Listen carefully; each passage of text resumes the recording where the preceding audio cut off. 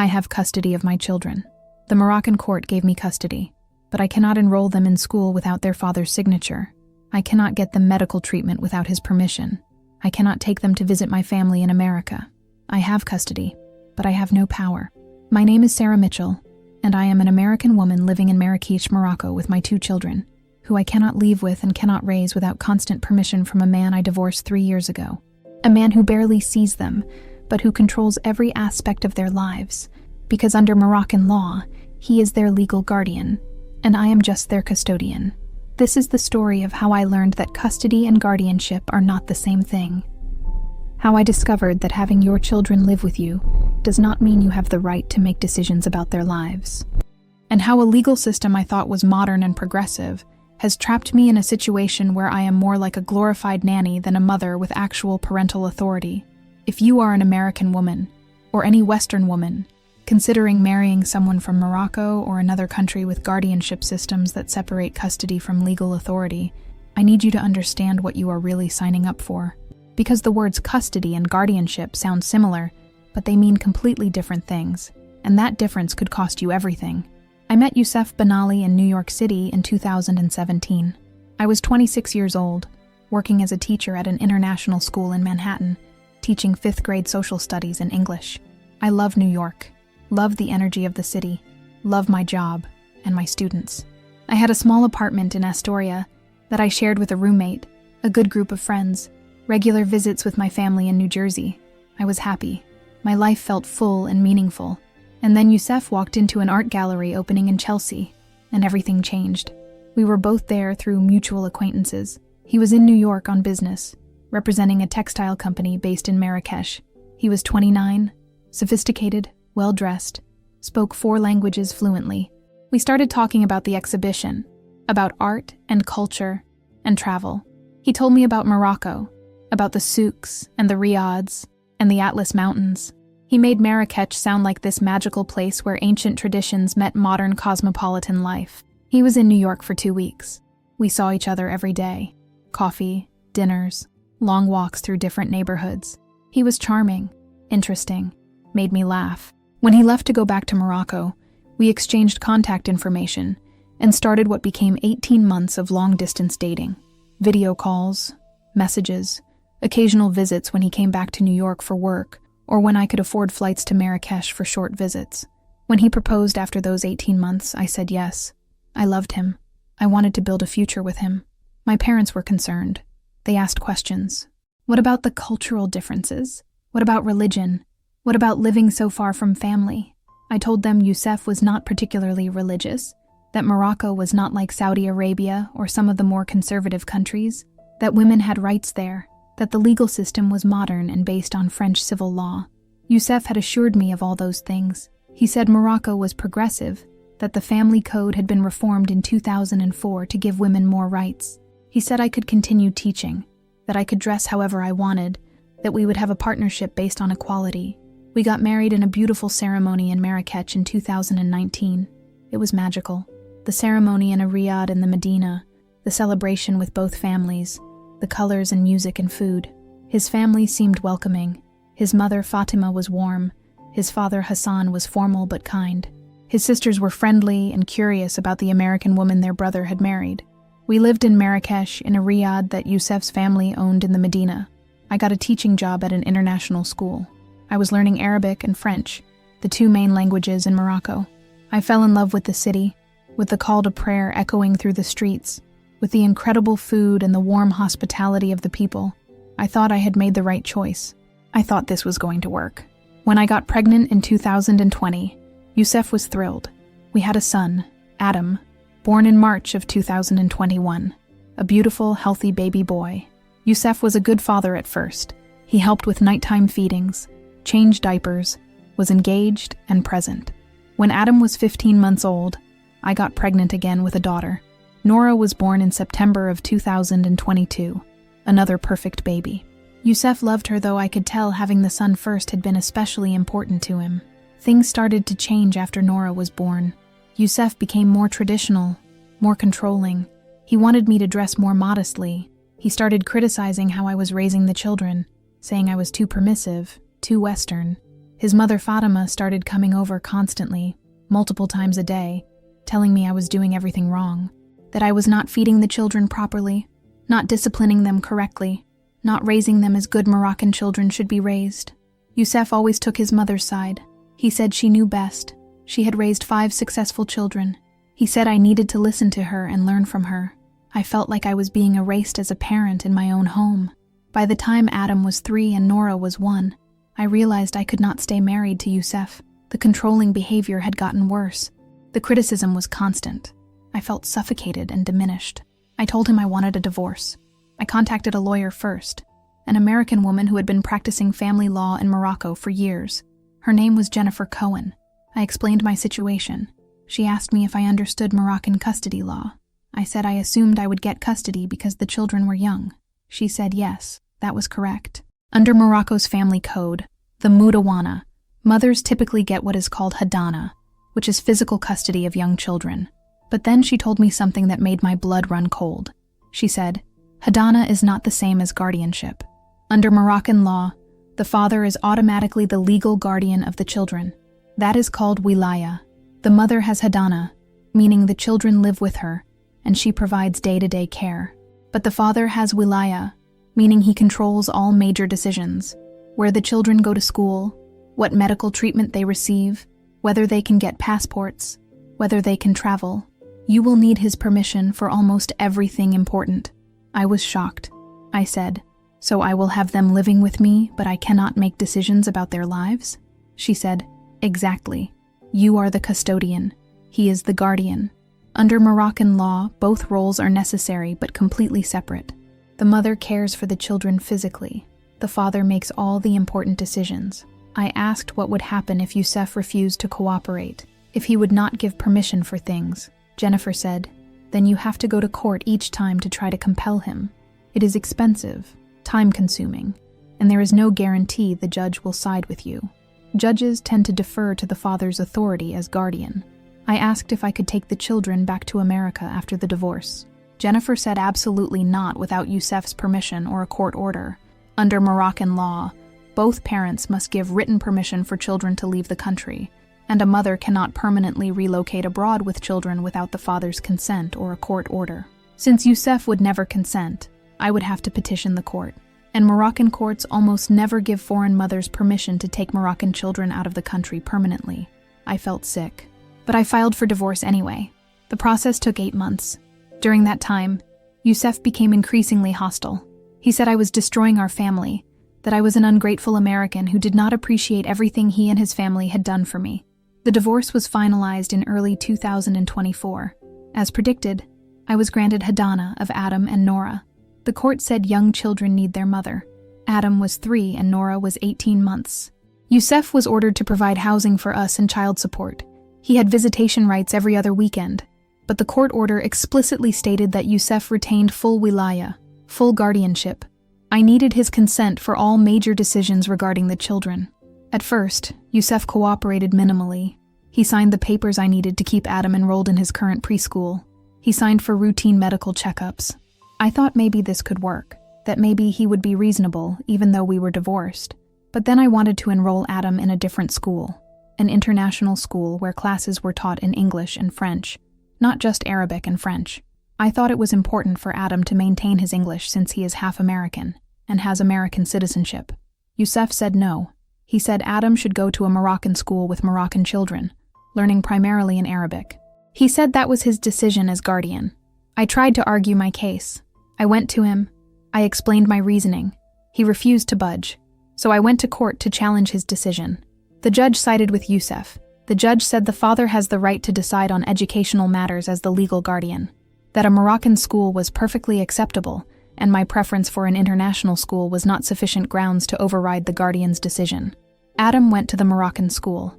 He is learning primarily in Arabic now. His English is getting weaker month by month. I try to speak English with him at home, but he prefers Arabic. It is easier for him. It is what he speaks all day at school and with Youssef's family. I am watching my son become someone I can barely communicate with in my own language. Then Nora got sick with a high fever when she was 2 years old. I took her to the doctor. The doctor said she needed blood tests to determine what was causing the fever. But the hospital would not perform the tests without written permission from her father as her legal guardian. I called Youssef. He did not answer. I called again and again. Finally, after 6 hours, he called back and said he was busy at work. He would come sign the papers tomorrow. Tomorrow.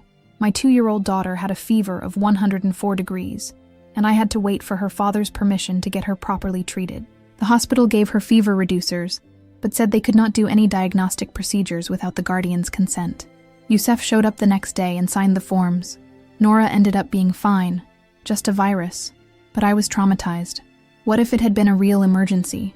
What if she had needed immediate treatment? I would have been powerless to authorize it. I asked Jennifer if there was anything I could do legally.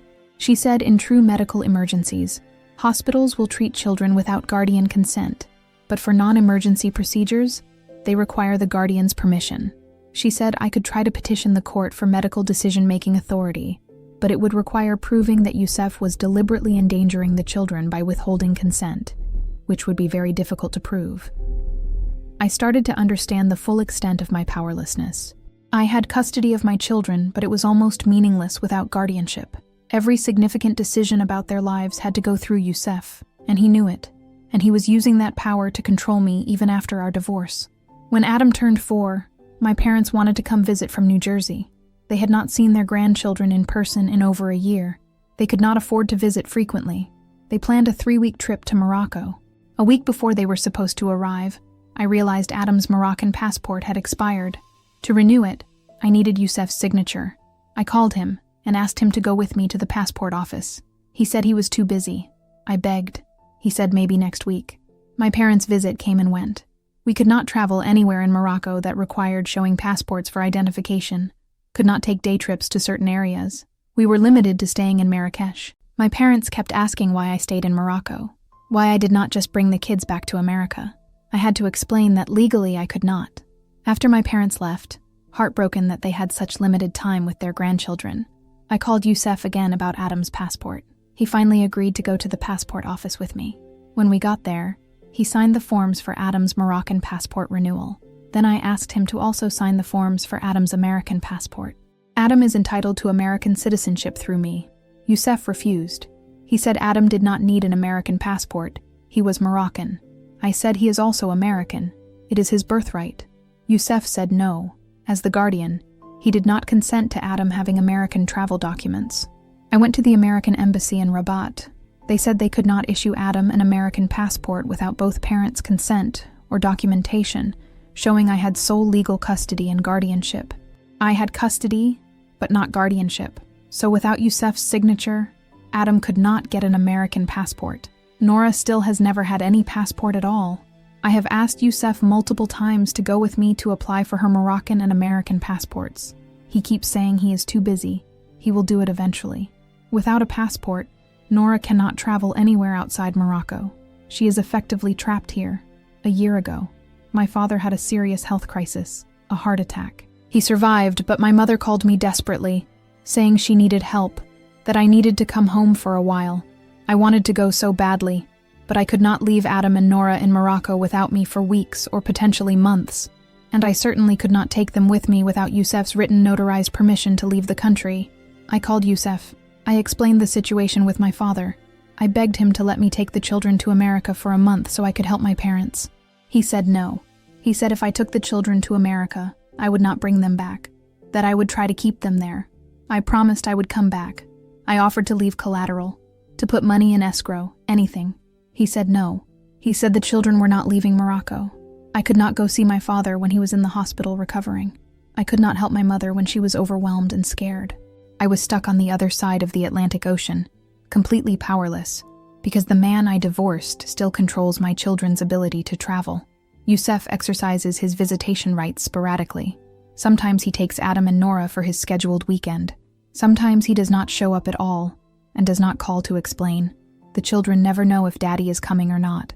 Adam has stopped asking because the disappointment is too painful when Youssef does not come. When Youssef does take them, they come back repeating things grandmother Fatima has told them, that mommy is not really Moroccan, that I am taking them away from their culture, that I do not understand how to raise Moroccan children properly. They come back speaking only Arabic, even though they know I struggle with rapid Arabic conversations. Last month, Youssef informed me he wants to enroll Adam in Quran classes 5 days a week after school. I said that is too much for a 4-year-old. He needs time to play and be a child. Youssef said as the guardian, he decides about religious education.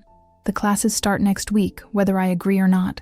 I have been back to court 3 times in the past year, once trying to get permission to take the children to America to see my father. Denied. Once trying to get medical decision-making authority, so I do not need Youssef's permission every time my children need health care. Denied. Once trying to challenge the Quran classes as excessive for such a young child. Denied. Every time, the judge says the same thing. The father is the legal guardian under Moroccan law. He has the right to make these decisions. Unless I can prove he is actively harming the children, the court will not override his guardianship authority. But the children are being harmed. Adam is becoming distant from me because we can barely communicate in the same language anymore. Nora barely knows my parents, her American grandparents, because we can never visit them. They are being raised in a way I did not choose, according to values I do not entirely agree with, and I am powerless to change any of it. I cannot leave Morocco.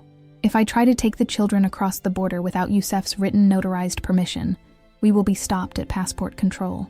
The Moroccan government takes these things very seriously to prevent parental kidnapping. My name is probably already flagged in their system as a potential flight risk.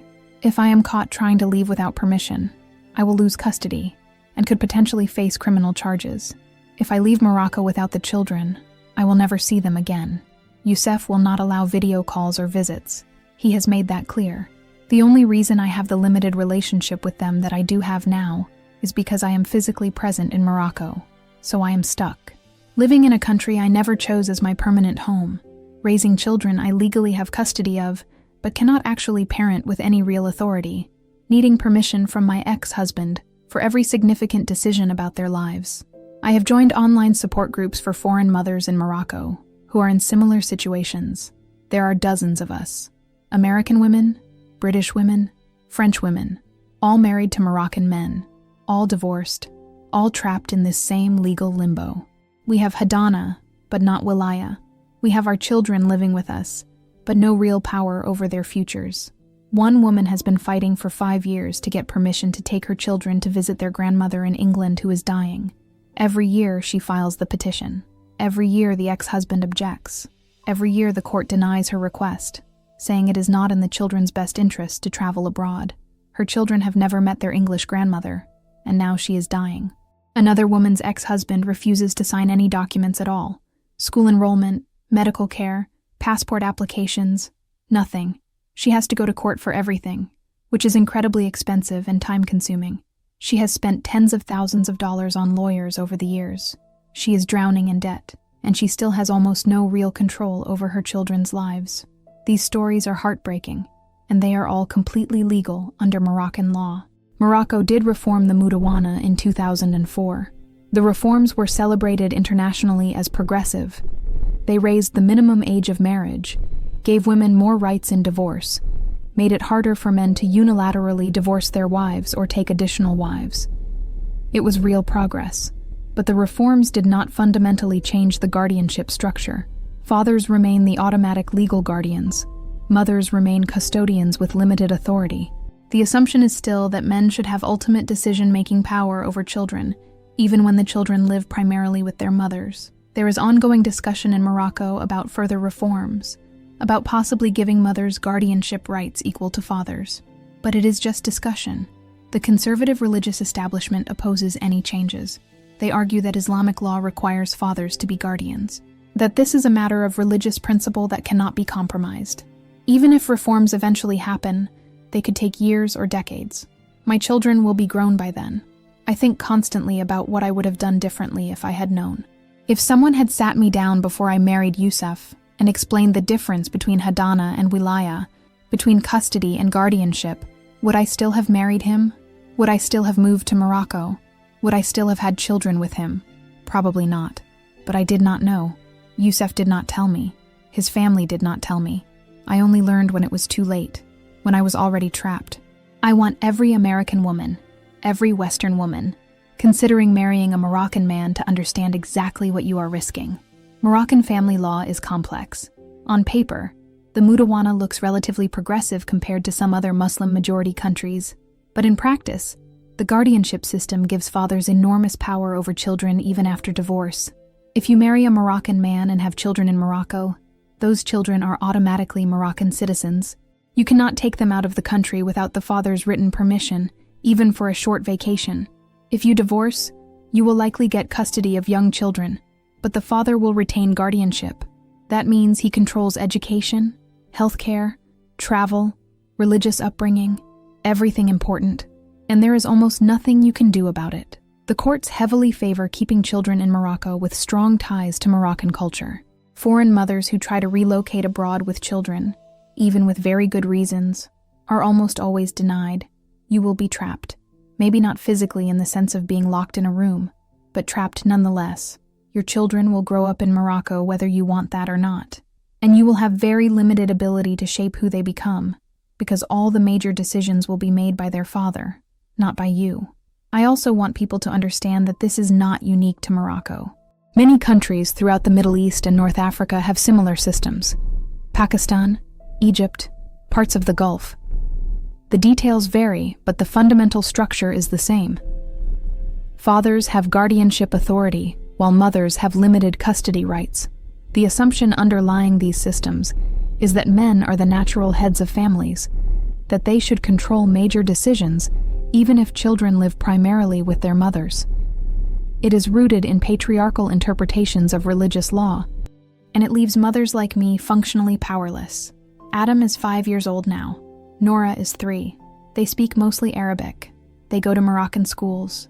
They are being raised according to Youssef's decisions, and his mother Fatima's constant input. They see me every day. They live with me. But I am becoming less and less relevant in actually shaping who they are becoming.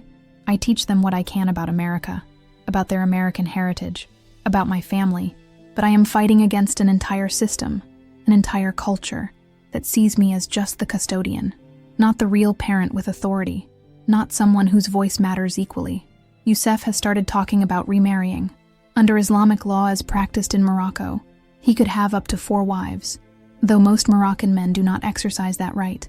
But if he does remarry, his new wife will be involved in raising my children, and I will have no say in it whatsoever, because I am not the guardian.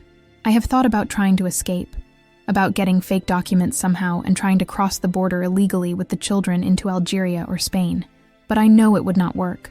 Morocco has strict exit controls. Children's documents are checked carefully against databases. If there is any indication of a custody dispute, or if one parent has raised concerns, children cannot leave. We would be caught. I would lose custody. The children would be given entirely to Youssef, and I would likely face criminal charges. So I stay. I raise my children as best I can within the constraints of this system.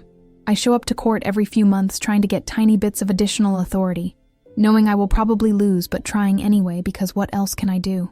Every night I tuck Adam and Nora into bed. I read them stories. I tell them I love them. I try to be the best mother I can be within the limited power I have. And I hope that someday they will understand why we could never visit America, why Mommy always seemed frustrated and sad, why things were so complicated. My father calls me every week and asks when I am coming home. I tell him I do not know. Maybe never. This is my life now. Morocco is where my children are. So Morocco is where I have to stay. I have custody. The Moroccan court gave me custody. But custody without guardianship is almost meaningless. It means I feed them and clothe them and put them to bed at night. But I do not get to decide what schools they attend, or what doctors treat them, or what religious education they receive, or whether they ever get to meet their American grandparents properly. I am a mother in name only, a custodian with limited power. A woman trapped by a legal system that does not value me equally, that sees fathers as the true authorities over children regardless of who actually does the daily work of raising them. This is my story. But it is the story of dozens, maybe hundreds of foreign mothers in Morocco and throughout the region.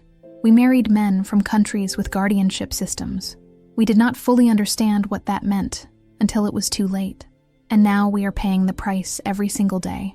If you are going through something similar, know that you are not alone. There are support groups, lawyers who specialize in these cases, organizations trying to bring attention to this issue and push for reform. The fight is hard, but you do not have to fight it alone. And if you are someone who has never experienced this, I ask you to care, to understand that there are mothers all over the world who have physical custody of their children, but no legal power to make decisions about their lives.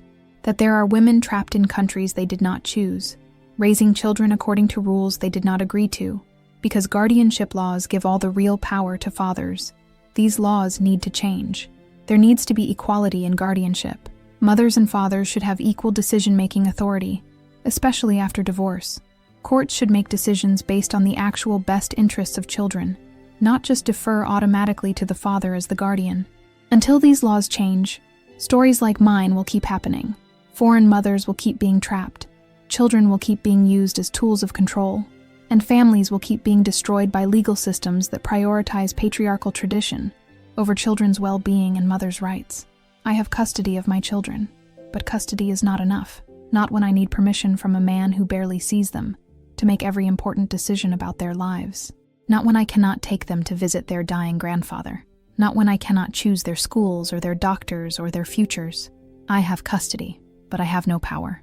And in the end, power is what matters. If this story opened your eyes, if it helped you understand something you did not know was happening, please share it. Please help other women understand the reality of guardianship systems before they marry, before they move to Morocco or similar countries, before they have children in legal systems that will not treat them equally. Leave a comment about where you are listening from, what your experience has been, what you think should change. Like this video, subscribe to this channel, and turn on notifications for more stories about mothers fighting impossible legal battles around the world. Thank you for listening. Thank you for caring. Thank you for being here.